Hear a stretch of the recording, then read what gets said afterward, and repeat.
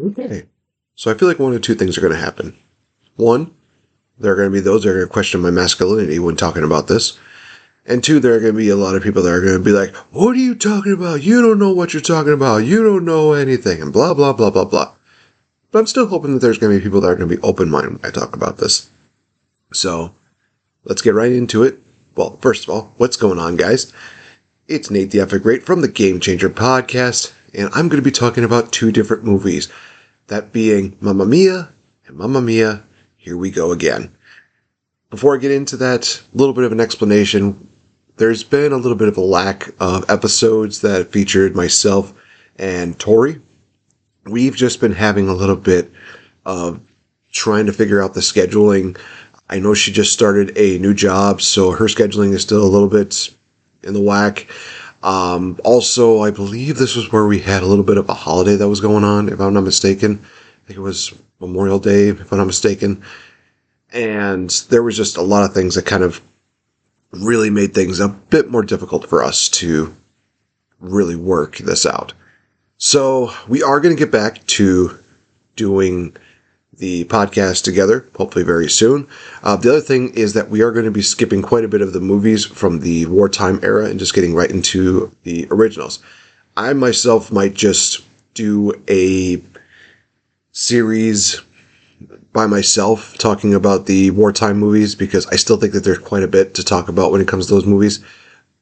But I was asked by my co-host to skip into those ones that we actually do remember, ones that are going to be more interesting. So I definitely obliged and I said, okay, we'll do that. So that's going to be really where that's going that. So the next episode that we're going to be talking about is going to be Cinderella. And I got quite a bit to talk about that.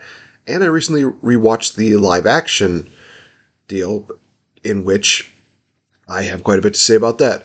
And I will give you guys a little bit of spoilers. The fact that it features a cast member from Game of Thrones, that already has earned some cred with me. It's amazing. So, we'll get into talking about that a different time. But let's talk about Mamma Mia and Mamma Mia, Here We Go Again. ABBA.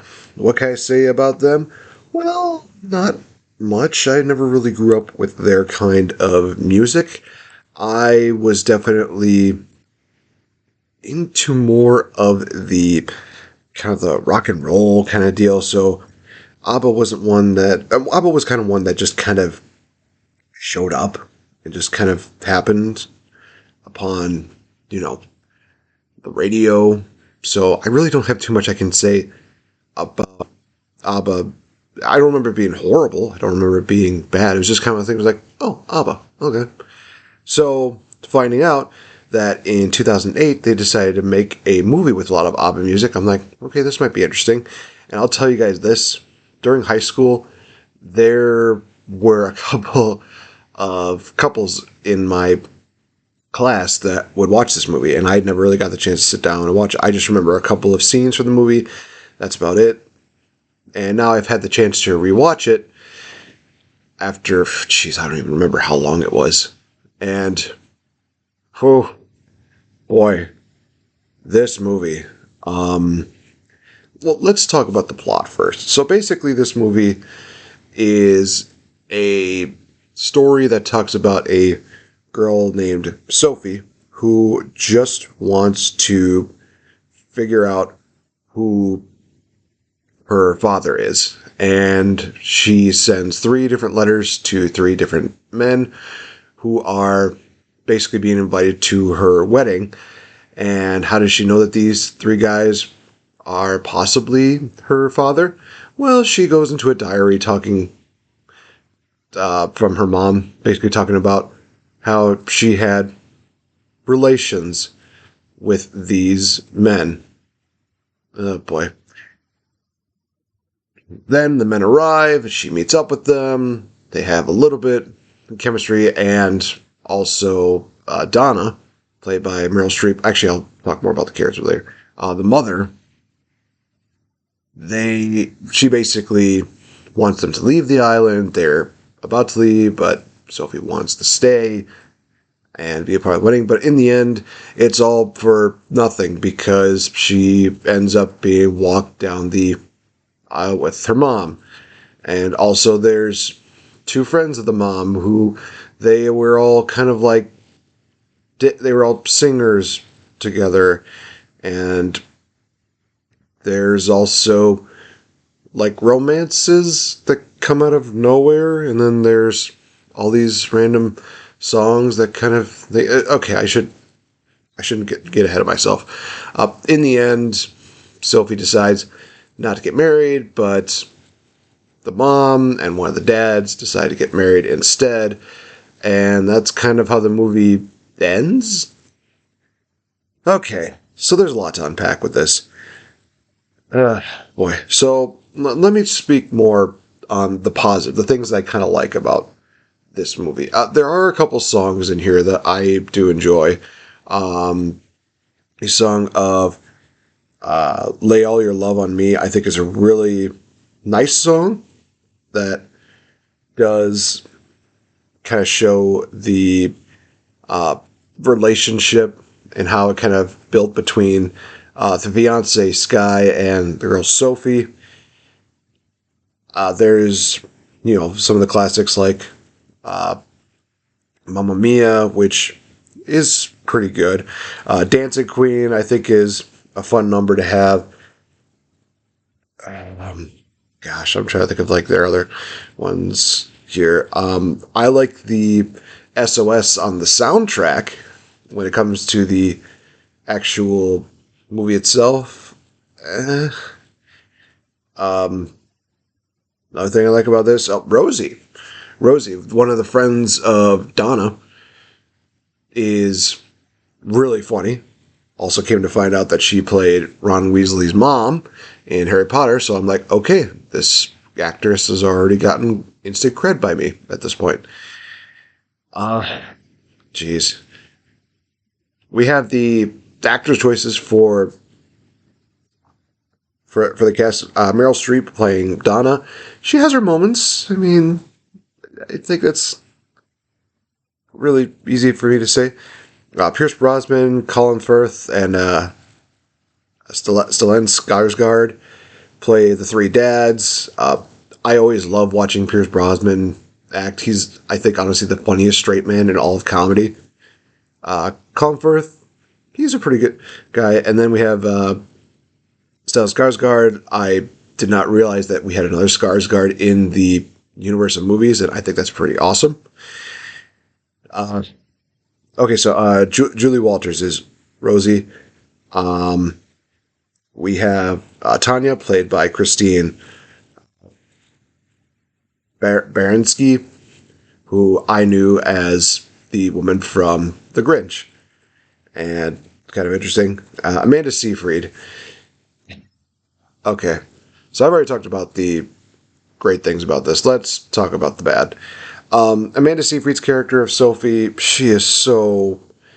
I don't even understand what is happening here. It's weird that she's basically getting excited about finding out, oh, this guy had love with my mom, and this guy made love to my mom, this guy had sex with my mom. It's just so weird to hear that. And then she does this, and it's like, what? And then she's basically trying to hide the dads, and it's, I mean, I guess that's kind of comedic. But then when she sees them leaving, she tries to bring them back, she tries talking to them. And then it's just kind of a deal where during the movie, it seems like we almost get the answer of who the dad was. I believe Harry was the first one to assume, like, oh yeah, I'm the dad. Then it went to Sam, who said that he's the dad. Then it went to Bill. He assumes that he's the dad. And it's like, oh, well, which one of us is going to walk you down the aisle? And then it just didn't matter. It just turned out to be the mom walking them down the aisle. And then, like I said, this whole thing is built up to finding out who the dad was, but also getting married. And in the end, they're just like, oh, no, we're not going to get married now. We're going to just explore the world. And that's another thing that's really weird, is that Donna, played by Meryl Streep, is the mom. And she basically wants Sophie to stick around and be a part of this hotel deal that she's doing, where she's like re-renovating it and trying to make it big. But Sophie wants to go out, but she also doesn't want to let her mom down. And in the end, she decides, you know what, we're not going to get married. Sky and I were just going to explore the world, which comes into play, not really, in the sequel, which I'll talk about in a bit. Jeez Louise. The story is like all over the place. And the songs just come out of nowhere as well. And I will say this, you guys, I speak very fondly of Pierce Brosnan's acting. His singing, oh my gosh, this was tough to get through. And Meryl Streep's character of Donna is, oh my gosh, Meryl Streep, I know you've done better. I really know you've done better. I've seen you in Series of Unfortunate Events and Mary Poppins Returns, and those roles were better than this. This was one of those roles where I'm like, she does not look good in this one. She looks like a crazy wackadoo. She's obsessive. She's just completely not right. There's a song where it goes like winner takes all, where it almost seems like, oh, it's basically who's going to take my daughter. It's like, no, this song comes out of nowhere. It makes no sense whatsoever. It's so frustrating.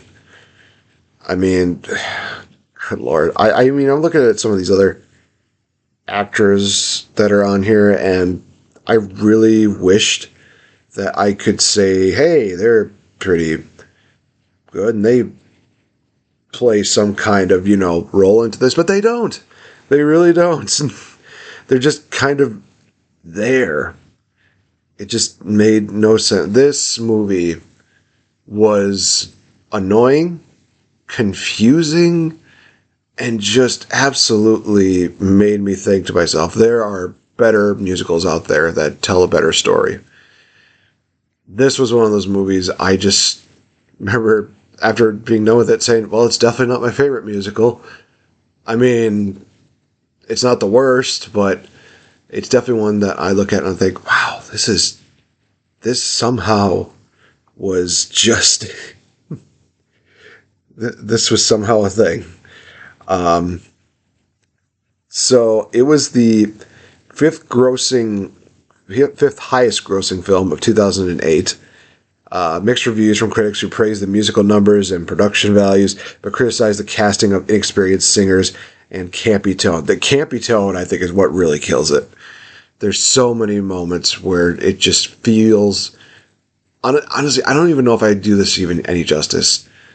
If you want one where it kind of does do the movie justice, look at the Nostalgia Critic Real Thoughts on Mamma Mia.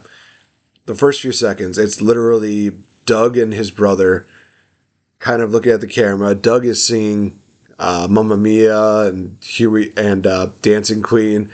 Rob just has this look of just disgust and annoyance to the point where he just looks at his brother Doug singing and just screams, "Shut the fuck up!" It's kind of one of those things where like, wow, that's funny, but it kind of does encapsulate what Mamma Mia is. It's so bad. I really did not like this movie. Which is definitely not something I could say about the sequel. Mamma Mia, Here We Go Again. I actually did watch in the theaters, and it just got to be so forgettable. Because I think I was so blinded by the rage of Mamma Mia that I just thought, it's bad. Whatever it is, it's bad. But after watching it with my friends, I actually came to appreciate this movie a lot more. And it's definitely one that I was not expecting to be as good as what it was.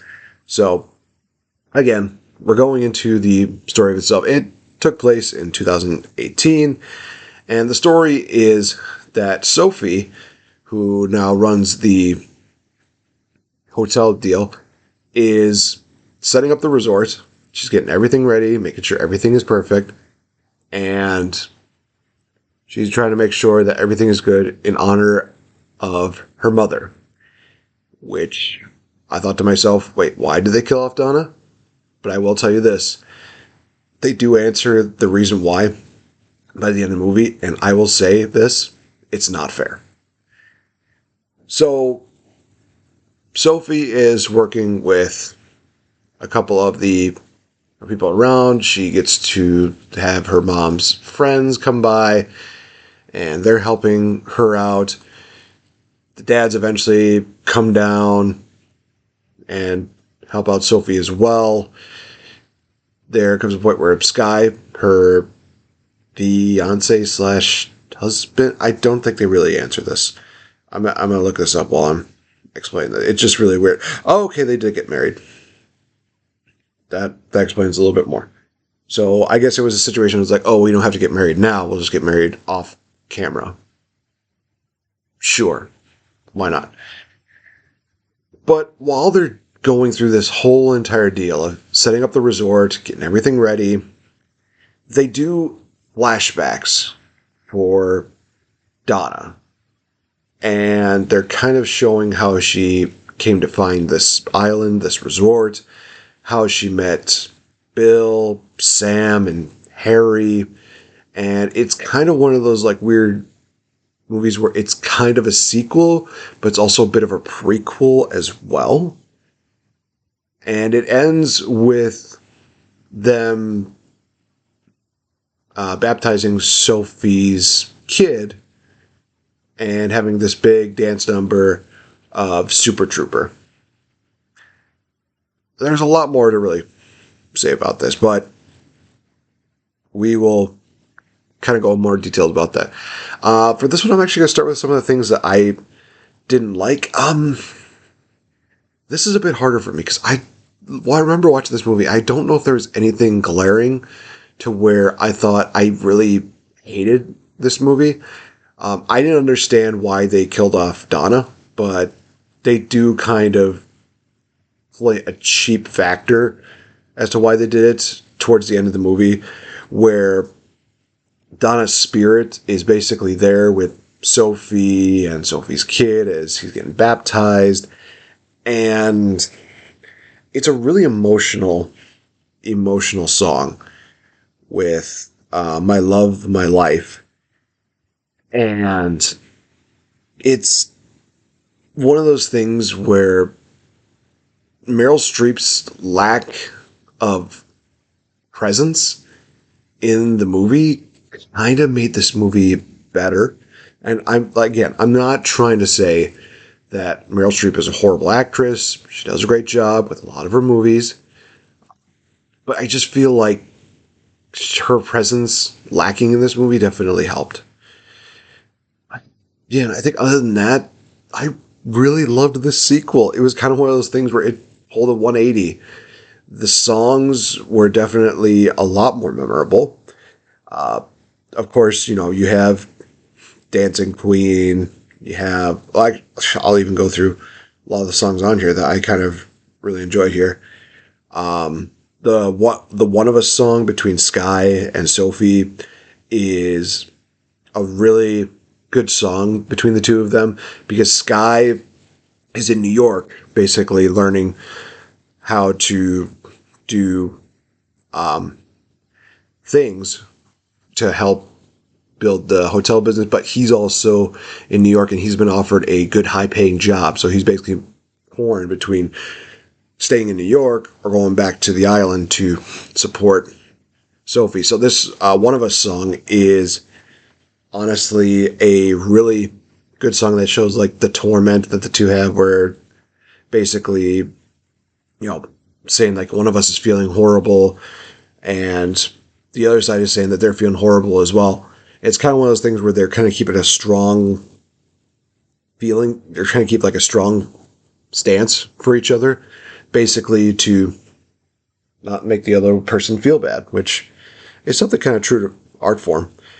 A couple of the songs here that introduce us to the younger versions of Harry and Bill is Waterloo and Why Did It Have to Be Me? I don't think there's really that much of a song between Sam and Donna in this one, other than I think Knowing Me, Knowing You, where Donna finds out that Sam was engaged which is one of the reasons why Sam and Donna didn't end up together in the first place, but they ended up together in the end of the first movie. Why not? But they introduced these younger characters into this one. You have a lot of the cast from the original Mamma Mia. They make their comeback, but introducing some of the new cast members. Jessica Keenan Wynn as a young Tanya. You have Jeremy Irvine playing a young Sam. You have Hugh Skinner playing a young Harry. You have Lily James playing a young Donna. And Lily James, my God, I think I have fallen in love with this movie, with this woman so much. Josh Dillon playing a young Bill. And Alexa Davies as a young Rosie. A lot of these young characters, they match the older characters almost beat by beat. It almost looks like kind of one of those things where you look at them and you think, wow, this is kind of the progression from, this is their young deal to them being their current older deal. It actually worked out very nicely. This also features some other pretty good actors in here. You have Andy Garcia. Well, I literally looked at that. I thought to myself, oh shit, that's a pretty interesting give. Also, Cher is involved in this, which is another one of those things where I thought, oh, this will be kind of interesting. But no, Cher was a lot of fun. So another song that they had in here, they did Mamma Mia again. That was fun. Like I said, Dancing Queen there. Andy Garcia and Cher do a rendition of Fernando, which is basically Cher singing, and Andy Garcia just sings along with Cher a couple times. So it was kind of one of those weird things where I'm like, it's a duet, but it's mainly Cher. It's like 80% Cher, 20% Cher and Andy Garcia. So, then you have the duet with Donna and Sophie singing My Love, My Life. And then the ending sequence, Super Trooper, which feels like a giant casting call during a Broadway production. It is so beautiful. It's so well done. And I just watched this and I think to myself, man, I want to see this on a Broadway stage. I want to see this somehow, maybe not fully being replicated, but definitely seeing how somebody can just translate this entire deal into a stage adaptation. And I think that's really the main thing I love about this, is that this does feel like it would be a great stage adaptation or something that went from the stage to a movie, but it was done perfectly. So, yeah, no, I really loved Mamma Mia, Here We Go Again.